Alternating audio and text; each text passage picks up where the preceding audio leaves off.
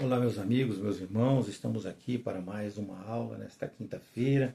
Espero que vocês tenham passado uma semana muito boa, sempre na presença do nosso Deus, e que nós possamos hoje aprender mais um pouquinho. Nós estamos hoje na 12ª aula deste primeiro trimestre. Nós estaremos falando sobre a igreja ter uma natureza organizacional, ok? Nós estamos aqui nas lições bíblicas desse primeiro trimestre, estamos falando sobre a defesa da fé cristã. Mas vamos lá, sem muitas delongas, vamos começar a nossa aula de hoje. Nesta aula, meus irmãos, nós vamos apresentar aos irmãos fatos relacionados com a organização da igreja, apresentando-a como um organismo vivo, que de fato ela é, pela sua natureza espiritual, e concomitante a isto, meus irmãos, também a sua natureza como organização física, material, administrativa, ok? E que fique certo aos irmãos que em ambos os sentidos busca-se atender à causa do reino de Deus, meus amados. A nossa luta é para isso, ok? Ou seja, é o oposto do que alguns que entendem, né, ser impossível conciliar essas duas aplicações na igreja, a organizacional e o organismo, porque eles entendem assim que o nosso convívio com Jesus Cristo ele seria apenas espiritual, e não é bem desta forma. Temos o nosso convívio espiritual, apresentamos o nosso Deus espiritual, mas há a necessidade de uma organização, há a necessidade de critérios para a aplicação disso tudo, e critérios esses que nos foram deixados pelo próprio Senhor Jesus. E é isso que nós estaremos apresentando aos irmãos. Nós estaremos trazendo nesta aula a base bíblica sobre estes fatos, e traremos também, através de textos bíblicos, a base para conhecer a instituição da igreja como uma organização, ok? Então será dessa forma. Para isto, nós precisamos entender, meus irmãos, de saída, que a origem da igreja e o seu fim não é deste mundo. Tanto a origem quanto o fim dela não é deste mundo, como nós conhecemos hoje, da maneira como nós vivemos e convivemos. Porém, a sua atuação se encontra exatamente aqui e agora, ou seja, em cada nova geração pelas quais nós passamos, nós damos continuidade como igreja, apresentando o reino de Deus a todo povo e nação, cumprindo o ID do Senhor, ok? O texto sugerido para a nossa aula de hoje, ela está em Tito 1, de 1 a 19. A nossa exposição fará muito claro esse texto para os irmãos. Além desses textos, meus amados, nós temos também vários outros textos. Durante o transcorrer da nossa aula eu vou mencionando conforme a nossa necessidade aqui, mas eu gostaria de trazer já de cara para os irmãos o texto de Mateus 16, 18, o texto de 1 Coríntios 12, 28, Efésios 3, 21. Cada um desses textos, eles merecem uma análise à parte, meus amados. Eu sei que analisar alguns textos é difícil, mas com a nossa aula de hoje, eu acredito que vai ficar muito claro na mente de vocês o que seria isso. E aí, com certeza, vocês conseguirão analisar cada um desses textos até com uma certa facilidade, ok? Irmãos, quando nós usamos os textos lá de Romanos 5, Romanos 16, no seu versículo 5, 1 Coríntios 1, no seu versículo 2, 2 Coríntios 1, 1, Gálatas 1, 2, nós vemos e entendemos claramente a menção de igrejas como organização nestas cidades, ok? Mas com isso dito para os irmãos, nós vamos para o nosso texto sugerido, analisando a relação de Paulo com Tito, entre outras coisas. Eu acredito que vai ficar bem claro para os irmãos. Paulo, meus amados, em todas as suas outras cartas, ele se denomina servo de Cristo, ok? Somente nesta aqui, que é nesse texto sugerido, ele se apresenta como servo de Deus, ok? Ele se coloca como servo de Deus, onde ele apresenta o termo eleitos. Nós já falamos a respeito disso. Esse termo eleito no grego, ele é eclectos, eclectos. Ou seja, esse texto ele demonstra, meus amados, a posição dos crentes que estão em Cristo Jesus. Nós somos eleitos para o fim de quê?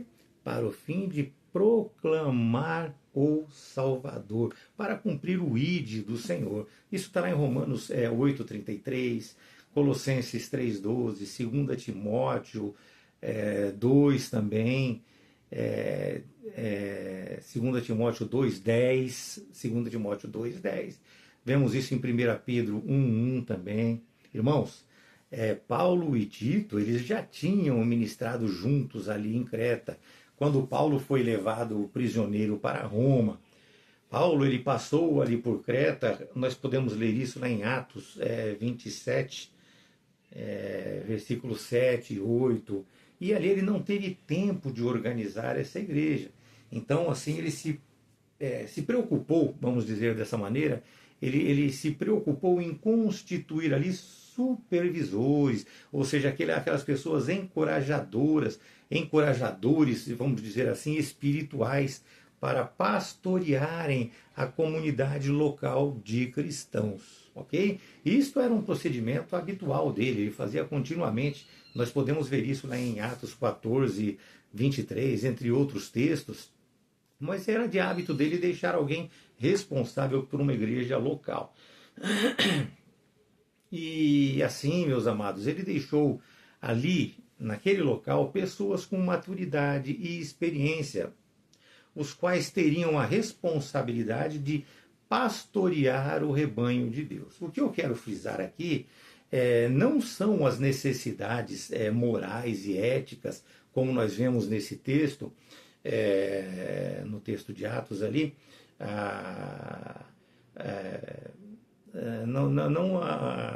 o entendimento sobre a moralidade, a ética que deveria se ter estes presbíteros.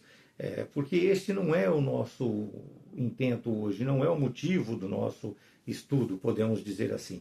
Mas sim, aqui nós queremos demonstrar aqui a composição de uma igreja, tanto o organismo quanto o organizacional. Então, organização, né, organizacional. Então, nós vamos entender o que seria isto hoje. Tito 1,5 diz assim, né? Por esta causa te deixei em Creta, para que pusesses em ordem as coisas que ainda restam, e estabelecestes presbíteros em cada cidade, como já te mandei. Então, esse estabelecimento de presbíteros que nós estudaremos hoje não é dos princípios morais e éticos, mas sim da parte organizacional, ok? Então, estabelecer presbíteros, além do fato de que houvesse a necessidade de pessoas íntegras, de pessoas espirituais em cada cidade, o que denota e fica claro na implementação das igrejas locais. Eu estou querendo trazer para vocês aqui a parte administrativa, a parte corporativa dela, ok? O termo eclésia, meus amados, significa o quê? Significa chamados para fora, ou seja, chamados para fora do mundo, para poder pertencer ao corpo de Cristo. Olha que maravilha, não é verdade? Portanto, é um organismo espiritual, porém, sem desprezar, meus irmãos, a necessidade da organização. Imagina eu querendo falar de Deus sem ter aprendido, sem ter estudado, querer administrar alguns irmãos sem ter um mínimo de conhecimento para poder fazer isso, de organização, de métodos, não é verdade? Porém, nós somos atacados dessa forma. Existem aí os desigrejados, eles não concordam com toda a organização necessária para isso. Muitos deles, além de não se congregarem, eles ainda criticam aqueles que se congregam. Pior, né? Eles tentam provar que quem congrega está errado, porque nós deveríamos ser somente um corpo espiritual. Eles insistem que a igreja é um organismo e não uma organização. Mas é isso que nós estaremos trazendo para os irmãos nesta aula. Hoje será tudo isto colocado e posto aos irmãos, e nós provaremos e fundamentaremos a igreja organização também, meus irmãos, ok? É desta forma. Então vamos já iniciar aqui, vamos para o nosso primeiro assunto. E nós podemos aqui iniciar trazendo já uma primeira relação de Paulo ali com Tito. Mas vamos lá. Tito, meus amados, se nós dermos uma olhada geral na Bíblia, ele não é mencionado em Atos, ele aparece ali apenas na primeira epístola escrita por Paulo, ou seja, ele aparece lá em Gálatas, ele aparece também em 2 Coríntios, e em mais duas cartas pastorais, além da de Tito, né? A primeira e 2 Timóteo, ok? Nelas, meus irmãos, se percebe um grau muito elevado de amizade entre esses dois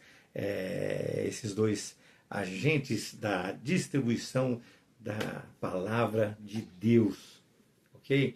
Meus irmãos, Paulo, ao deixar Éfeso, depois de 3 anos trabalhando na província da Ásia, ali, em sua terceira viagem missionária, ele precisou passar por Troade, onde estava ali o porto em que ele embarcaria para a Europa. E ao chegar em Troade, meus irmãos, ele tinha o desejo de se encontrar ali com o seu amigo, Tito, que tinha como se fosse assim um filho, ele tinha muito apego a ele, ok? Só que o assunto se fecha ali, acaba ali, não se esclarecendo se de fato Paulo colocou ele pessoalmente à frente da igreja cretense, ou se designou alguém para fazer isso ali, mas ele mesmo, o que nós sabemos é que ele mesmo disse a Tito: te deixei em Creta para que pudesses pôr em boa ordem as coisas que ainda resta, estabelecendo ali presbíteros, ok? Então, meus amados, um adendo também que eu posso pôr aqui para os irmãos, né? Havia uma suposição de que Tito, ele era irmão de Lucas. Vejam bem, suposição, ok? Uma suposição que existe. Então, eu estou mencionando aqui para os irmãos. Mas o que nós sabemos ao certo é que ele era um dos principais companheiros de Paulo. E pelo que se sabe, meus irmãos, Tito vem desde o início do ministério de Paulo, como eu já mencionei, né? Tito ele é mencionado na primeira epístola de Paulo, lá por volta de 67 depois de Cristo, lá em Gálatas, ok? Portanto, meus amados, Tito foi posto como pastor de Creta. Isto é fato. Pois em Paulo, lá em 2 Coríntios, fica clara a plena confiança que ele tinha nele. Isso está em 2 Coríntios 7, de 6 a 15, está também em 2 Coríntios 8, de 6 a 24, ok? Ele é chamado de companheiro e cooperador. E assim, Paulo afirma que eles andavam no mesmo espírito, meus irmãos, e sobre as mesmas pisaduras, lá em 12, né, no capítulo 12, no versículo 18. Estas coisas, meus amados, credenciaram Tito a presidir a igreja na ilha de Creta. Isso está lá de Creta, desculpem. Isso está lá em Tito 1, no seu versículo 5, que nós estamos aqui estudando hoje. Então nós estaremos mencionando continuamente esse contexto, além de outros. Então ele estava assim credenciado a cumprir essa missão ali na Dalmácia, ok? Onde ele também pastoreou, ali na Dalmácia também. Isso está lá em 2 Timóteo 4,10, na região ali do norte da Macedônia. Então era um trabalho que ele já vinha fazendo continuamente e já estava bem habituado a isso tudo. Ou seja, implantação de igrejas. Não sabemos ao certo quando Paulo deixou Tito ali em Creta, cuidando de Creta. Mas certo é que não foi em nenhuma das suas 4 viagens que Lucas menciona. Nós vimos que já é um pouquinho mais à frente disso. A sua menção vem apenas quando do naufrágio, lá em Atos 27, de 7 a 25, sendo este o único ponto em que se encaixa este posicionamento tomado por ele. Não há narrativa, meus amados, sobre isso em Atos, mas apenas em Tito e em Timóteo. Então a narrativa concisa de fixação dele ali somente em Tito e Timóteo, porque este evento faz parte de um período posterior, como eu falei para os irmãos agora. A principal tarefa dele ali era preparar e estabelecer obreiros, ou seja, presbíteros, para que tomassem conta da igreja. Como a revista mostra, foi ali a partir de 67 antes de Cristo que a ilha de Creta ela foi anexada ao Império Romano. E, meus amados, desde aquela época a situação espiritual dela era muito difícil, uma falta de organização, a falta de respeito, de bons costumes, isso tudo era evidente entre eles. Tito 1, de 12 a 13, Tito 1, versículo 12 e 13 fala sobre isso. Inclusive, meus amados, nós temos Epimenides, ele era um pensador ali natural de Knossos, Ele usou a expressão cretanizar para designar o ato sórdido de mentir, então eles eram também mentirosos. Um outro problema muito sério que tinha ali eram os judaizantes, que eram rebeldes, mercenários, provocadores de divisão, está em Tito 10, Tito 1, de 10 a 16 também. Veja, meu amado, que o desafio de Tito era muito grande. Além de pôr em ordem a casa, deveria ensinar a sã doutrina, conforme vemos ali em Tito no capítulo 2. Um trabalho difícil, porque o povo tinha essa fama de desonestidade, de serem glutões, preguiçosos, mentirosos. É dessa forma, meus irmãos, é dessa forma. Então ele foi para tentar consertar isso tudo. E Paulo, em sua carta a Tito, leva a ter foco no sentido de que o povo de Deus, meus amados, olhem bem, de que o povo de Deus deveria viver em meio a esta sociedade pagã. Olha bem o contexto disso, o povo de Deus deveria viver em meio a esta sociedade pagã e assim levá-los a fazer o bem, ou seja, influenciá-los. Ok? Então este é o tema principal desta carta de Tito. Vejam, meus irmãos, como fica clara a necessidade de organização da igreja. Quebra-se, assim, a ideia de que a igreja é apenas um organismo. Porque fica claro que há necessidade de que se coloque normatizações, organização, ou seja, hierarquias, regulamentações. Para quê? Para um melhor equilíbrio, inclusive do convívio social, ok? É muito simples, eu acho que as coisas vão ficando claras conforme nós falamos. Temos os textos aqui, não vou ficar lendo textos, porque eu passo ele para os irmãos, basta pesquisarem, é simples. Ok? O que deixa mais claro ainda aqui é que nós sabemos que Deus ele trabalha com ordem e decência, não é diferente disso. Ok? E aqui, entrando no segundo assunto já da nossa revista aqui, nós ligamos ele a este primeiro que nós encerramos aqui, porque esse segundo assunto fala sobre a institucionalização da igreja. Nós já vimos, meus irmãos, como as pessoas de Creta eram terríveis. Lá em Tito 1, de 10 a 16, fica muito claro isso. Ali havia a necessidade de muita efetividade no ensino. E como é que nós poderíamos, ou eles poderiam ensinar, se eles não sentassem para aprender, meus amados? Havia necessidade desses ensinos para quê? Para que não prevalecesse ali os pensamentos judaizantes ou galacionistas, que era o que estava acontecendo em toda a região ali da Galácia. Nós estudamos isso na aula anterior, vocês se lembram? Então, E assim foi necessário organizar a igreja como uma instituição. Ter como cabeça humana nessas igrejas pessoas com conhecimento, pessoas que estudavam, aprendiam e que eram espirituais, viviam verdadeiramente a fé em Cristo Jesus, tinham o seu caráter formado, estavam cheios dos frutos do Espírito Santo e dos dons do Espírito Santo. É dessa maneira. Né? Porque, meus irmãos, Deus, como eu disse, ele preza pela ordem e decência. 1 Coríntios 14:40 é clara com relação a isso.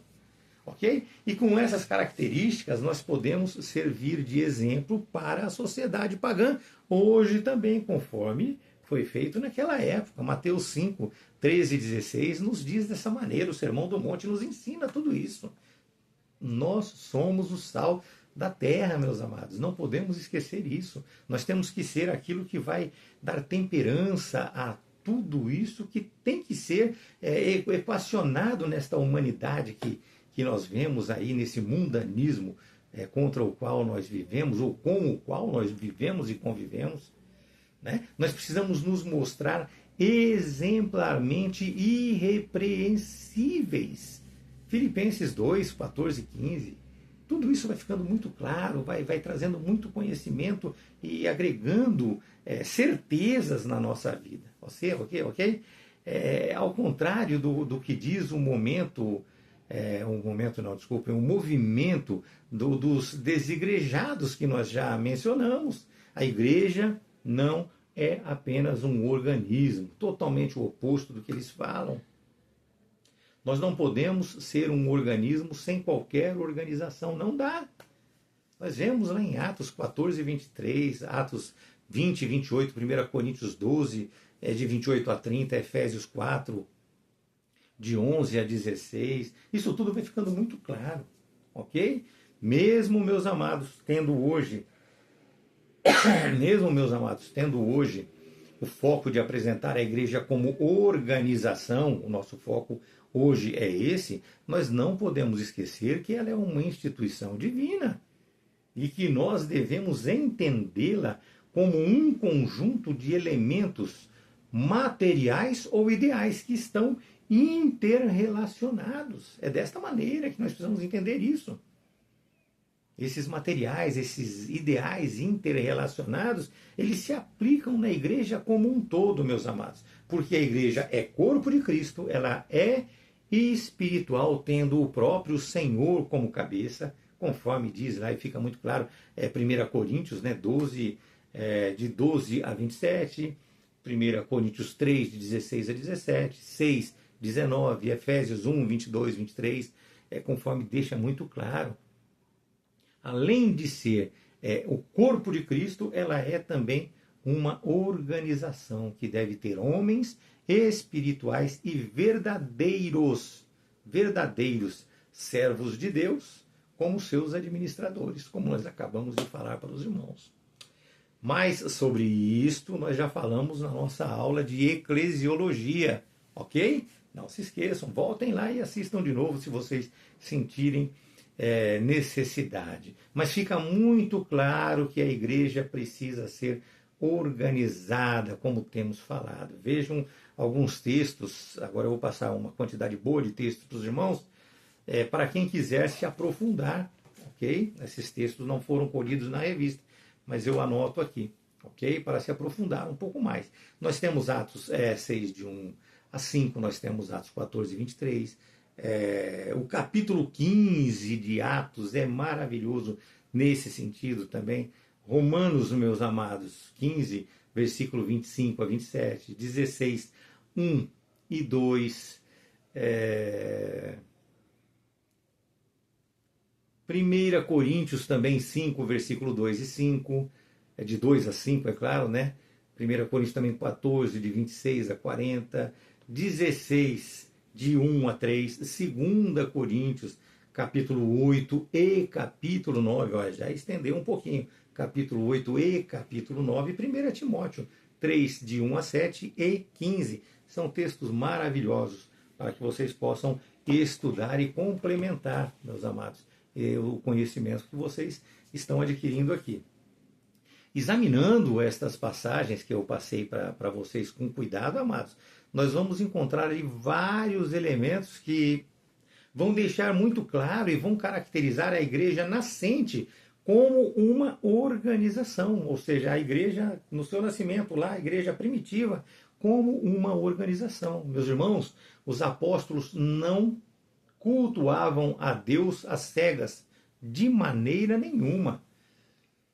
E nem nós podemos fazê-lo hoje. Ok? Não somente eles se organizaram com hierarquia e normalização de ações, como nós também devemos fazê-lo hoje em dia.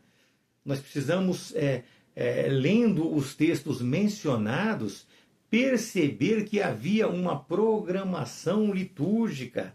Realizava-se concílios e convenções para tratar de questões ali doutrinárias. Havia também regras para membros e oficiais. Eles estavam ali sujeitos, inclusive, a disciplinas. Lembre-se que o obreiro tem que ser irrepreensível. Nós não podemos esquecer isso de maneira nenhuma. Decidia-se sobre questões sociais, contribuía-se para a obra do Senhor, além da existência de critérios para a consagração de obreiros, entre outros. Não era de qualquer jeito, não. Existia muitos critérios a respeito disso. Enfim, meus amados, sempre havia a necessidade de se reportar e ter a autorização de algum líder para que se fizesse algo. Ok? Vejam, inclusive, Paulo, quando foi se apresentar a primeira vez aos discípulos, eles não quiseram conversa com ele, não. Deixaram para depois, sim. Mas numa primeira chegada dele, não. Não é dessa maneira. Não é, você chega, hoje já vai sentar na primeira cadeira da fila. Não é assim. Existe um critério, tem que se ver quem é a pessoa, tem que se analisar, tem que se trazer a pessoa para o convívio para saber quem ela é. Também na escolha ali dos diáconos, lá em Atos, eu vou ler o Atos 6, versículo 3 para os irmãos. Ele manda assim, escolher dentre eles 7 homens de bom testemunho, cheios do Espírito Santo e de sabedoria, os quais poderiam ser nomeados para aquele serviço. Okay? Mas para entender esse contexto, leiam o texto todo, ou seja, Atos 6, leiam de 1 a 7, e aí você vai entender e você vai perceber a necessidade desta ação, deste modo. Né? Mas vamos lá, vamos prosseguindo aqui, vamos para o terceiro assunto. Quando nós fazemos, meus amados, a exegese de um texto, chega-se sempre a uma pergunta: o que este texto significa para mim? Sempre, o que este texto significa para mim? Ou o que este texto significa para nós nesta época em que nós estamos vivendo? E assim nós veremos o que tudo significa para nós hoje, mesmo analisando textos antigos. Vamos, portanto, neste terceiro assunto aqui, entender o contexto e tentar aplicá-lo aos nossos dias. É claro que nós podemos, mas eu digo tentar para que vocês possam trabalhar isso junto comigo. Né? Nós precisamos aqui acentuar o problema dos desigrejados. Nós estamos passando por isso. Então nós sofremos com esses ataques e isso traz uma turbulência na mente de muitas pessoas. Aqui eu deixo claro, meus amados, que eu não estou atacando ou fazendo ofensa para qualquer pessoa que seja, tentando desonrá-los ou desqualificá-los de maneira nenhuma, porque nós não sabemos, meus irmãos, quais seriam ou quais são os motivos pelo qual eles não estão congregando em uma igreja. Nós sabemos que alguns amam a igreja, são realmente espirituais e eles gostam de toda a organização, mas por motivos de decepção, entre outros tantos, eles estão no momento afastado da comunhão com uma igreja local. Né? Aqui, quando nós falamos de desigrejados, nós estamos falando mesmo, não desses que eu mencionei agora, mas dos antidenominacionalistas. Ou seja, eles não querem igreja de maneira nenhuma. São aqueles que detestam a organização, detestam pastores e falam mal de bons pastores. Nós sabemos, é claro, que pastores eles erram, não é verdade? Mas eles pegam esses erros dos pastores e acabam acusando a todos, como se todos cometessem os mesmos erros, ok? Eles dizem que ninguém presta e, infelizmente, tem muita gente que acaba embarcando nesta canoa furada, digamos, dessa maneira, né? Eles são totalmente contrários a se ter um lugar onde a gente adore a Deus e ou estude a palavra. Eles falam que não, nós temos que nos reunir na casa da Mariazinha. Pronto, vamos nos reunir na casa da Mariazinha. Só que quando vai se reunir na casa da Mariazinha, alguém toma o controle do culto. Verdade? Eu estou mentindo para vocês? Vamos fazer um culto na casa do pastor guerreiro. Alguém vai, é como desigrejados, alguém vai tomar a direção do culto, alguém vai estar ali levando, direcionando. Já está se tornando uma organização, mas uma organização naquela pessoa, que aquela pessoa não quer ser submissa a ninguém, aquela pessoa não quer obedecer a ninguém, aquela pessoa ela quer estar livre para fazer o que ela quer, da maneira como ela quer, como ela quer.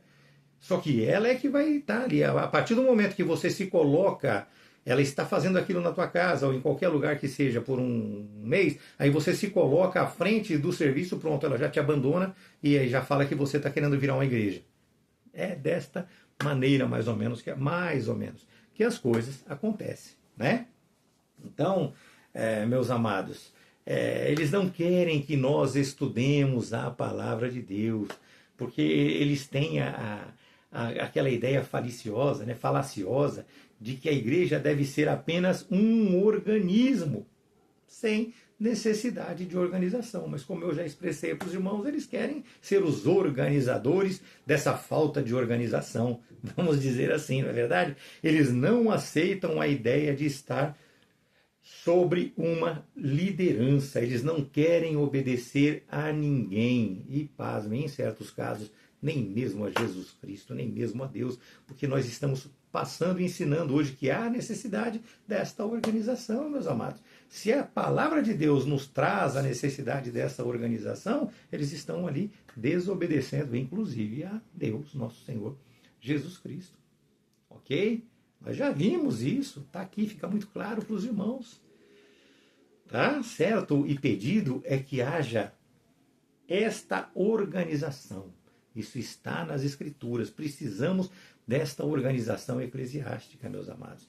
Nós precisamos entender que um homem isolado é parte do corpo de Cristo. Um homem isolado, ele é cristão, ele é parte do corpo de Cristo. Mas ele não é uma igreja de Cristo, ele não é a igreja de Cristo. Porque a igreja de Cristo, ela é formada por muitos membros. Nós frequentamos a igreja de Cristo, muitos membros. Ali há joio, ali há trigo, mas há muitos membros.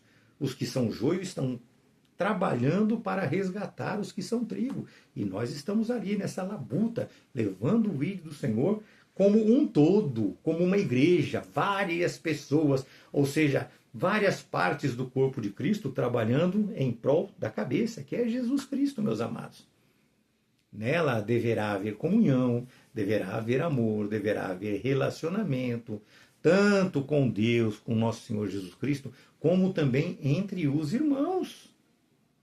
É isso que diz a palavra de Deus. Entendam, meus irmãos, que todo organismo, ele precisa de uma organização. Vou trazer uma coisa meio... vocês podem sentir ela como frágil, mas não é. É uma coisa que vai trazer clareza para isso, né? O nosso corpo humano é um organismo. É um organismo. Só que existe nele uma organização, ok? E até mesmo, meus amados, regras para funcionamento, onde um membro ele não age sem a concorrência do outro membro.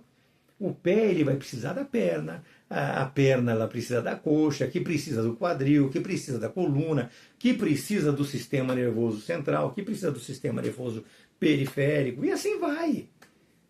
Assim vai. Leiam Filipenses 3, versículo 20 e 21, isso vai ajudar no esclarecimento para os irmãos, nesse contexto todo. Lembre-se sempre, meus amados, que nós somos cidadãos do céu, mas hoje nós estamos vivendo neste mundo e que este mundo ele jaz no maligno. E nós precisamos, além de ser o sal da terra, ser a luz do mundo para aqueles que estão nas trevas. E assim nós precisamos ser o exemplo com a nossa maneira de viver, sendo fiéis e obedientes. Jamais se esqueçam disso. Tanto as autoridades eclesiásticas como as civis. Ok? É desta maneira, Romanos 13, de 1 a 7, Hebreus 13, 17 também. Lembre-se, meus amados, que como igreja de Cristo, cada um de nós somos importantes. É dessa maneira. E por isso nós devemos ser unidos, nós devemos ser altruístas, nós devemos respeitar o trabalho um do outro, ajudando sempre que possível. Agora, não é por serem todos importantes que não há necessidade de respeitarmos esta hierarquia. Não, nós precisamos respeitar a nossa liderança. A hierarquia, meus amados, ela não é só coisa das Forças Armadas, não. Em qualquer relação humana ou comercial haverá sempre a hierarquia, como a de pai para mãe, como a de avós, tios, de patrão para funcionário, de professores para alunos, se bem que hoje de professores para alunos está uma guerra, não é verdade? Entre outras tantas hierarquias que nós vemos aí. Você chegou num lugar para trabalhar, você tem um gerente, um diretor comercial, um diretor administrativo, um diretor financeiro. É dessa maneira que funciona. Mas, vamos lá, não é o nosso assunto esse hoje. Nós precisamos voltar para a igreja. 1 Coríntios 12, 28, ela diz que Deus colocou alguns na igreja. Olha bem o texto, meus amigos. Deus colocou alguns na igreja. E as pessoas falam que a igreja não existe, né?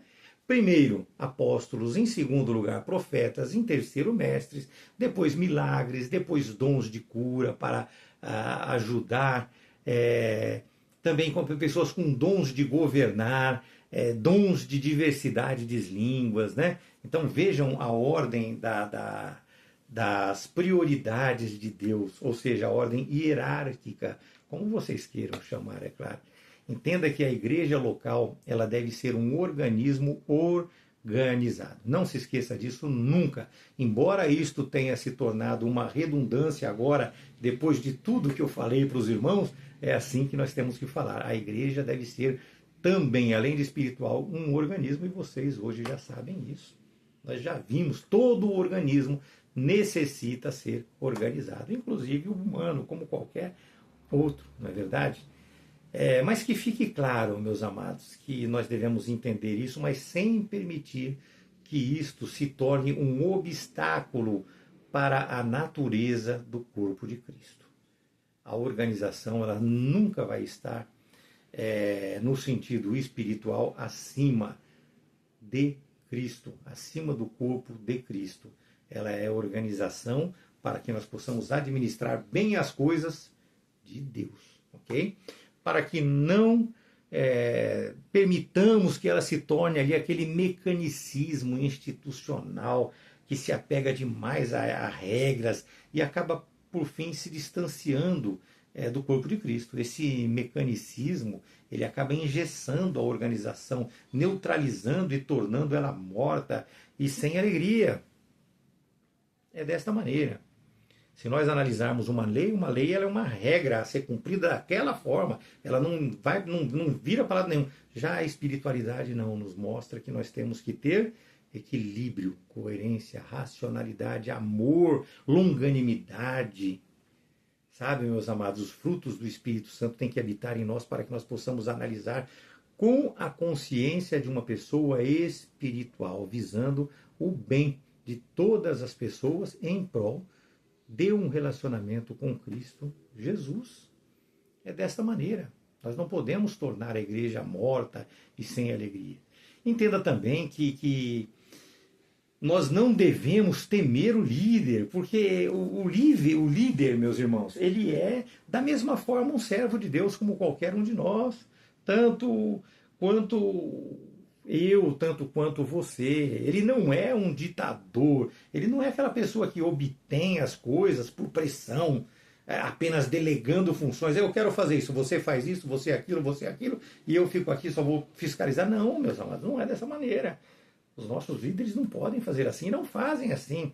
Lembre-se que agradar o líder é diferente de agradar a Deus. Se você fizer alguma coisa para Deus por pressão, você não está fazendo nada para Ele. Você está agradando o seu líder, mas para Deus, eu sinto muito. Não confunda nunca autoridade com autoritarismo. Isso precisa ficar muito claro para vocês. Toda esta nossa exposição foi para trazer a vocês a verdade sobre a composição ou a existência de igrejas locais, já desde o início, desde a igreja primitiva, o que muitas pessoas negam hoje em dia. Né? Muitos alegam a inexistência delas naquela época e hoje nós comprovamos aqui que elas estão lá, estiveram lá e hoje estão aqui conosco. Né? Eles dizem o quê? Que nós não precisamos congregar ou fazer parte de igreja nenhuma. Erro puro, meus irmãos. Como nós aprendemos nesta aula de hoje, a igreja, a organização, vem desde aquela época. Simples. E se nós somos a habitação do Espírito de Deus, nós somos corpo de Cristo. E assim nós precisamos estar juntos, estar unidos, para que as coisas fluam, para que as coisas funcionem. Ou seja, sendo igreja, nós faremos as coisas funcionar, nós estaremos ali sob a direção de nosso Senhor Jesus Cristo, sob a orientação do Espírito Santo, fazendo com que tudo funcione. Né? Ali nós estaremos ali exaltando a Deus, meus amados, e também exaltando uns aos outros, para que cada vez nós busquemos mais a santificação em Cristo Jesus. Não se permita, meu amado irmão, ser influenciado por desigrejados, no sentido que eu falei para os irmãos, pois sabemos que tem alguns aí que estão fora da igreja procurando ainda algum lugar, por isso, por ter sido decepcionado, por ter passado por algum tipo de constrangimento, ok? Mas eles vão se achar, a nossa oração é para que isto aconteça. Okay? Muito pelo contrário, nós devemos influenciá-los e ajudá-los nesse sentido. Né? Muitos estão assim. Por quê? Passaram por enganos, decepções. É difícil a gente até conceituar pelo que eles passaram. Eu costumo falar sempre que nós dificilmente poderemos dizer que temos empatia, porque não tem como você sentir o sentimento do outro. Você não sabe o quanto ele foi atingido. Você até entende, compreende, auxilia. Mas sentir de fato o que a pessoa sentiu não tem como, é difícil. Isso é muito individual. Né? E aí, devido a esse tipo de coisa, as pessoas elas acabam se ausentando de igreja, mas com a finalidade de achar uma que seja fiel à Escritura Sagrada. É isso que nós precisamos nos ater. Até mesmo, meus amados, nessa impossibilidade de achar, alguns formam uma denominação. Nós vemos isso muito por aí hoje. Só que para isso a pessoa tem que ser qualificada, a pessoa tem que estar preparada, tem que ter estudado. Não é estudado, fez um curso disso, não. Ela tem que ter condições espirituais para isso. Então ela tem que ter consciência de tudo isso. É dessa maneira para ela não se tornar uma igreja herege, como nós vimos nesses cursos, nessas aulas que nós tivemos aí. A pessoa achar as coisas por ela mesma e a querer implantar. Né? Como corpo de Cristo, meus amados, como sua igreja espiritual, nós devemos ser organizados e puros de coração, cumprindo assim o ID do Senhor, com amor, com paz e com contínua santificação. Santificação sem a qual ninguém verá a Deus, não é verdade? É assim. Que Deus te abençoe. A nossa próxima aula vai ser uma aula também maravilhosa, meus amados. Nós estaremos na próxima aula falando com os irmãos, que nós estaremos falando com os irmãos sobre perseverar na fé em Cristo. Uma aula maravilhosa, já está preparada. E nós já estamos aqui empolgados com ela. Que Deus te abençoe, que você tenha uma semana maravilhosa, sempre na presença do Senhor. Amém? Deus abençoe a todos.